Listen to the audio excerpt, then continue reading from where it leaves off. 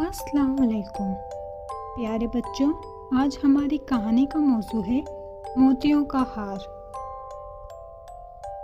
पुराने वक्तों की बात है, एक गांव में एक बेवा औरत अपनी बेटी लीज़ा और बेटे जॉन के साथ एक छोटे से घर में रहती थी।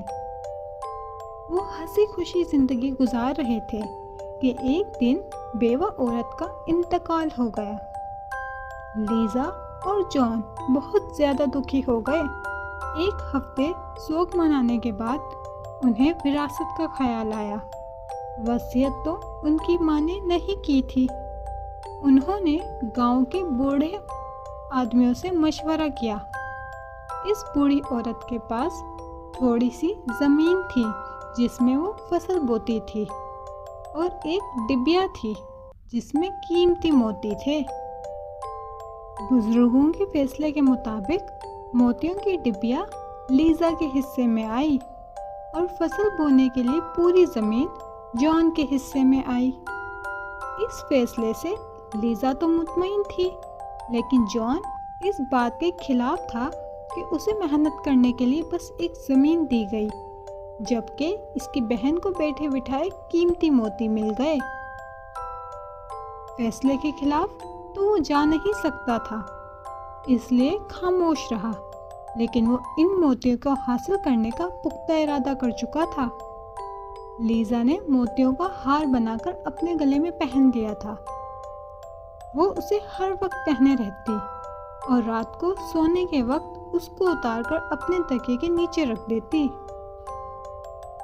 एक रात जब लीज़ा अपने कमरे में सो रही थी, जॉन दबे कदमों उसके कमरे में दाखिल हुआ और मौका देखकर तकिए के नीचे से वो हार उठाया और गांव से दूर जाकर जंगल में एक दरख्त के नीचे मिट्टी में दबा दिया, ताकि कुछ दिनों बाद जब ये मामला थम जाए तो उसे निकाल कर बेच देगा। अगली सुबह जब लीज़ा उठी तो हार को ना पाकर बहुत परेशान हुई। उसने हर जगह ढूंढा, लेकिन हार नहीं मिला। जॉन से पूछा तो उसने ला इल्मी का इजहार कर दिया। अब तो वो और भी परेशान हो गई और फिक्रमंद भी। उसने गांव में ऐलान करवाया कि जो शख्स उसका हार ला कर देगा वो उससे शादी करेगी। गांव के बहुत सारे नौजवान उससे शादी करना चाहते थे। इस मुल्क का शहजादा कारिल इन दिनों भेस बदलकर रियाया का हाल देखने इस गांव में आया हुआ था। वो शहजादा बहुत ईमानदार और अक्लमंद था। उसे लीज़ा का हार गुम होने का पता चला। एक आदमी से सारा माजरा पूछ लिया। अब उसका पहला शक जॉन पर गया, क्योंकि वो बहुत पुरसुकून था, जबकि उसकी बहन का इतना कीमती हार गुमा था।